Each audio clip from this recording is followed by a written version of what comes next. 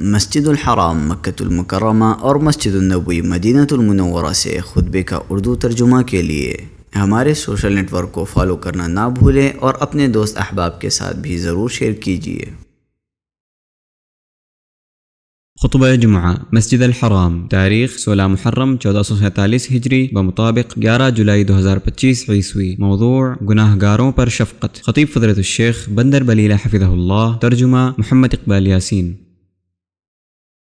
ہر قسم کی تعریف اللہ کے لیے ہے جو رحم کرنے والا نہایت مہربان ہے، کرم کرنے والا اور احسان کرنے والا ہے۔ میں اس کی حمد و ثنا کرتا ہوں اور اس کا شکر ادا کرتا ہوں، وہ بڑا معاف کرنے والا وسیع مغفرت والا ہے۔ میں گواہی دیتا ہوں کہ ایک اللہ کے سوا کوئی معبود برحق نہیں، اس کا کوئی شریک نہیں۔ اس کی مہربانی تمام کائنات پر عام ہے اور اس کی رحمت تمام انسانوں اور جنوں کو شامل ہے، اور میں گواہی دیتا ہوں کہ محمد اس کے بندے اور رسول ہیں جنہیں ان کے رب نے قیامت سے پہلے حق، عدل، معافی اور احسان کے ساتھ بھیجا۔ اللہ تعالیٰ درود و سلام اور برکتیں نازل فرمائے ان پر اور توبہ کرنے والے، اللہ کی طرف رجوع کرنے والے ان کے آل و اصحاب پر۔ اما بعد، لوگوں میں خود کو اور آپ سبھی کو تقوی کی وصیت کرتا ہوں۔ اللہ سے ڈرو، اللہ آپ پر رحم فرمائے اور اللہ کے فضل سے مایوس نہ ہو،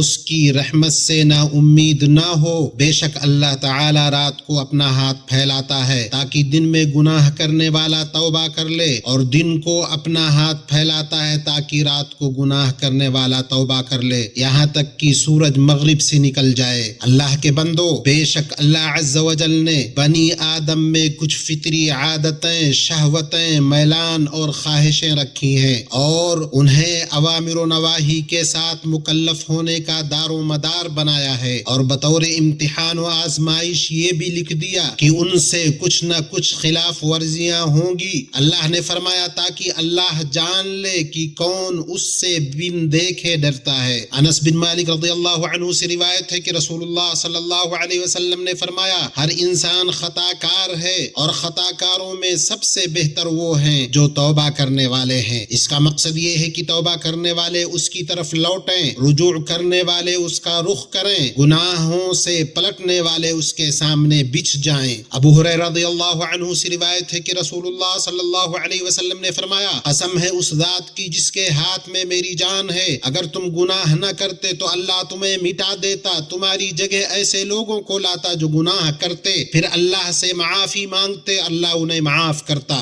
اللہ تعالیٰ کی سب سے عظیم صفات میں سے صفت رحمت ہے۔ اللہ نے فرمایا، میری رحمت ہر چیز کو شامل ہے، اور اس کے عظیم ترین اسماء حسنہ میں سے دو نام رحمان و رحیم ہیں۔ جیسا کہ اللہ نے ارشاد فرمایا، تمہارا معبود ایک ہی معبود ہے، اس کے سوا کوئی حقیقی معبود نہیں، وہی رحمان و رحیم ہے۔ اللہ تعالیٰ نے اپنے بندوں کو بھی مخلوق پر رحم کرنے کی ترغیب دی ہے۔ اسامہ بن زید رضی اللہ عنہ سے روایت ہے کہ رسول اللہ صلی اللہ علیہ وسلم نے فرمایا، اللہ اپنے بندوں میں سے رحم کرنے والوں پر ضرور رحم کرتا ہے۔ عبداللہ ابن عمر رضی اللہ عنہ سے مروی ہے کہ نبی صلی اللہ علیہ وسلم نے فرمایا، رحم کرنے والوں پر رحمان رحم کرتا ہے، تم زمین والوں پر رحم کرو، آسمان والا تم پر رحم کرے گا۔ اللہ سبحانہ و تعالی کی اپنے بندوں پر رحمت میں سے یہ ہے کہ اس نے ان پر اپنی کتابیں نازل کی، ان کی طرف اپنے رسول بھیجے، انہیں سزا دینے میں جلدی نہیں کی۔ اللہ کا فرمان ہے، اگر اللہ لوگوں کو ان کے اعمال کے سبب پکڑنے لگتا تو روئے زمین پر ایک بھی جاندار کو نہ چھوڑتا، لیکن وہ ان کو ایک وقت مقرر تک مہلت دی جاتا ہے، اور انہیں توبہ کی طرف اللہ نے بلایا، لوٹ آنے کی دعوت دی۔ اللہ نے فرمایا، کہہ دو اے میرے بندو جنہوں نے اپنی جانوں پر زیادتی کی ہے، اللہ کی رحمت سے نا امید نہ ہونا، اللہ تو سب گناہوں کو بخش دیتا ہے، وہ بخشنے والا مہربان ہے۔ ہے۔ اللہ پاک نے ان سے گناہوں کے معاف کرنے اور برائیوں کے مٹانے کا وعدہ کیا، فرمایا اور جب کوئی فحش کام یا اپنے حق میں کوئی گناہ کر بیٹھتے ہیں وہ تو اللہ کو یاد کرتے اپنے گناہوں کی بخشش مانگتے ہیں، اللہ کے سوا گناہ بخش بھی کون سکتا ہے، اور جان بوجھ کر اپنے افعال پر اڑے نہیں رہتے۔ اللہ پاک نے ان میں سے جو توبہ کریں اور لوٹ آئیں ان کے لیے ضمانت لی ہے کہ ان کی برائیوں کو نیکیوں سے بدل دے گا۔ فرمان ربانی ہے مگر جس نے توبہ کی اور ایمان لایا اور اچھے کام کیے تو ایسے لوگوں کے گناہوں کو اللہ نیکیوں سے بدل دے گا، اللہ بخشنے والا مہربان ہے۔ اور اپنے نبی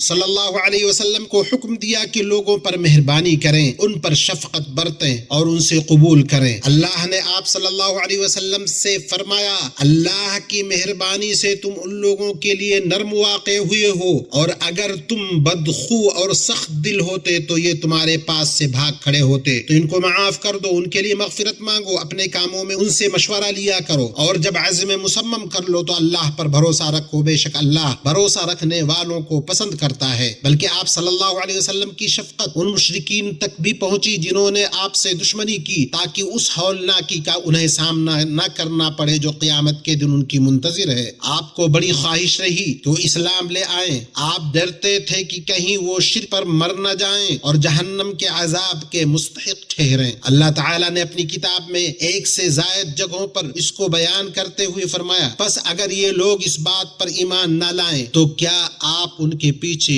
اسی رنج میں اپنی جان ہلاک کر ڈالیں گے؟ اور فرمایا شاید تم اس رنج سے کہ یہ لوگ ایمان نہیں لاتے خود کو ہلاک کر دو گے، اور فرمایا کہیں ان لوگوں پر افسوس کر کے تمہارا دم نہ نکل جائے، یہ جو کچھ کرتے ہیں اللہ اس سے واقف ہے۔ مفسرین کہتے ہیں کہ اس کا مطلب یہ ہے کہ آپ ان پر افسوس کر کے اپنی جان ہلاکت میں نہ ڈالیں۔ اللہ کے بندو، اللہ کے واسطے نبی صلی اللہ علیہ وسلم کے طریقے کی پیروی کرتے ہوئے اللہ کے بندوں کے ساتھ مہربانی کرو، ان کے ساتھ بھلائی سے پیش آؤ، ان پر شفقت برتو۔ ابو ہریرہ رضی اللہ عنہ سے روایت ہے کہ ایک دیہاتی نے مسجد میں پیشاب کر دیا، لوگ اس کی طرف مارنے کے لیے دوڑے تو رسول اللہ صلی اللہ علیہ وسلم نے ان سے فرمایا اسے چھوڑ دو، اس کے پیشاب پر ایک ڈول پانی بہا دو، تم تو صرف آسان کرنے والے بنا کر بھیجے گئے ہو، تنگی کرنے والے نہیں۔ ابو موسیٰ سے روایت ہے انہوں نے کہا رسول اللہ صلی اللہ علیہ وسلم جب کسی معاملے میں اپنے کسی ساتھی کو بھیجتے تو کہتے خوشخبری دو، نفرت نہ ڈالو، آسانی کرو اور سختی نہ پیدا کرو۔ مومن کو بہت زیادہ خبردار رہنا چاہیے کہ خود اللہ کے راستے میں رکاوٹ نہ بن جائے، پتھر نہ بن جائے جو لوگوں کو اللہ کے دین سے بدزن کر دے، یا ایسا پردہ نہ بن جائے جو اللہ تک پہنچنے میں حائل ہو جائے اور اسے خود اس کا شعور بھی نہ ہو، کیونکہ دل اللہ کے ہاتھ میں ہے، وہی سبحانہ و تعالی ان میں موجود ایمان و یقین، سچائی اور محبت کو جانتا ہے، چاہے بندہ کتنے ہی گناہوں میں ملوث ہو یا کتنی ہی برائیاں کر چکا ہو۔ میں اپنی یہ بات کہتا ہوں اور اپنے لیے آپ سب کے لیے اللہ سے بخشش طلب کرتا ہوں۔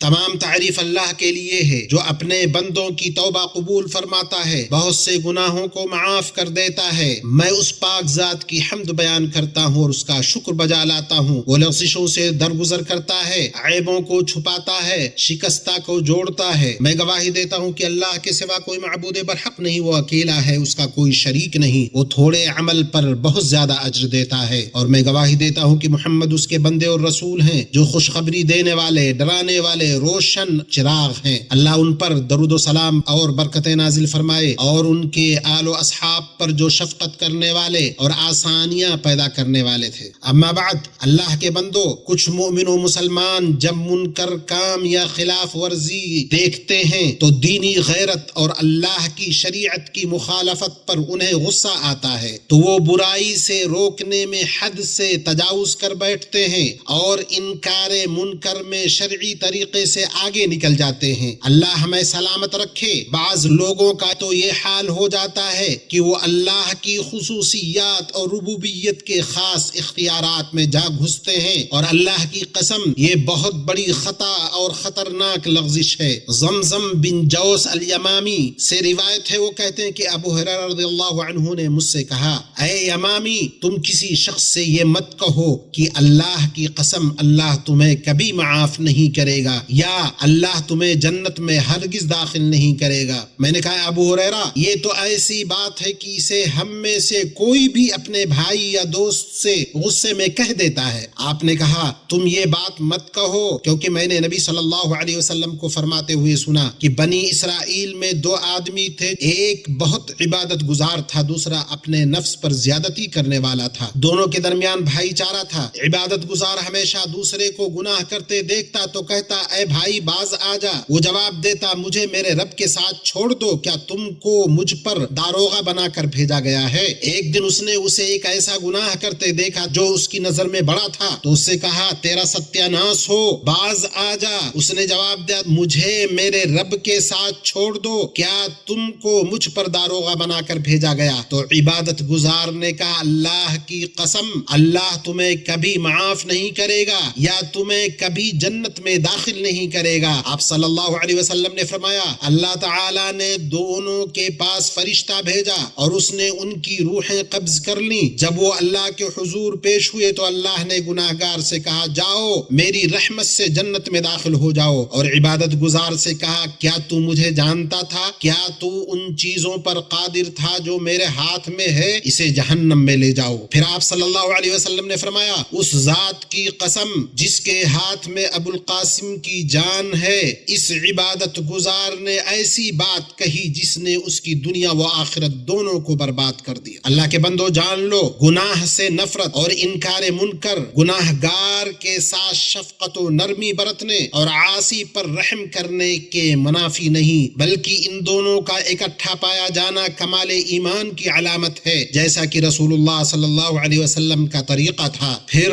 اللہ کی سب سے بہترین مخلوق محمد بن عبداللہ پر درود و سلام بھیجو۔ اللہ نے تمہیں اس کا حکم دیا ہے۔ اللہ عز و جل کا ارشاد ہے بے شک اللہ اس کے فرشتے اس نبی پر درود بھیجتے ہیں، تو اے مومنو تم بھی ان پر درود بھیجو اور خوب سلام بھیجتے رہو۔ اے اللہ اپنے بندے اور رسول ہمارے نبی محمد پر رحمتیں، سلامتی، برکتیں اور مزید انعامات نازل فرما۔ اے اللہ چاروں خلفائے راشدین، ہدایت یافتہ اماموں ابو بکر و عمر، عثمان و علی سے اور باقی عشر مبشرہ سے اور بیعت رضوان والے صحابہ سے راضی ہو جا، اور تمام صحابہ کرام، تابعین اور قیامت کے دن تک احسان کے ساتھ ان کی پیروی کرنے والوں سے بھی راضی ہو جا۔ اے اللہ اسلام اور مسلمانوں کو غلبہ عطا فرما، دین کے قلعہ کی حفاظت فرما، اپنے موحد بندوں کی مدد فرما اے رب العالمین۔ اے اللہ پریشان حال مسلمانوں کی پریشانی دور فرما، مصیبت زدوں کی مصیبت دور کر، قرض داروں کا قرض ادا کرا دے، ہمارے اور مسلمانوں کے بیماروں کو شفا دے۔ اے اللہ ہمارے وطنوں میں امن عطا فرما، ہمارے سربراہان اور حکمران کی اصلاح فرما، حق اور توفیق اور درستگی کے ساتھ ہمارے سربراہ اور حاکم خادم حرمین شریفین کی مدد فرما۔ اے اللہ انہیں اور ان کے ولی عہد کو ان امور کی توفیق دے جن میں ملک و قوم کی بھلائی اور اسلام و مسلمانوں کی عزت و سربلندی ہو اے رب العالمین۔ اے اللہ ہماری سرحدوں مورچوں پر موجود ہمارے سپاہیوں کی حفاظت فرما۔ اے اللہ اپنی آنکھ سے ان کی نگرانی فرما جو کبھی نہیں سوتی، اور اپنے ناقابل تسخیر سہارے کے ساتھ انہیں محفوظ رکھ اے ذوالجلال والاکرام۔ اے اللہ ہر جگہ ہمارے کمزور بھائیوں کا حامی و ناصر و معین و مددگار بن جا۔ اے اللہ فلسطین میں اور ہر جگہ ان کی مدد فرما۔ اے اللہ ان کی کمزوری کو طاقت میں، خوف کو امن میں، تنگی کو خوشحالی میں تبدیل کر دے